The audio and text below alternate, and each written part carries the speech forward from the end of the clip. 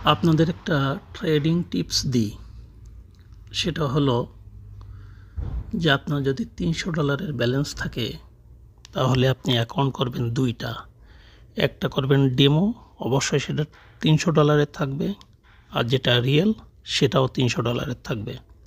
এবং দুই platform use করেন, একটা মেটা 4, একটা মেটা 5। আপনি রিয়েলটা মেটা 5-ই রাখেন, ডেমোটা মেটা 4-এ রাখেন।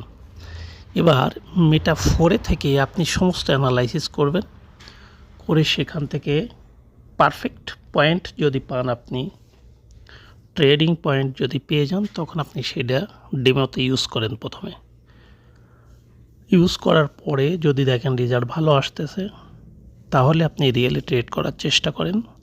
এবং একটা জিনিস মনে রাখবেন, রিয়েলে সপ্তাহে ট্রেডটা 2 থেকে 3টের বেশি ট্রেড করা উচিত না। সপ্তাহে আপনি দেখেন, সারা সপ্তাহ সারাদিন ট্রেড দেখেন, চিন্তা করেন, পয়েন্ট খুঁজে বের করেন, তারপরে আপনি ট্রেড এন্ট্রি নেন।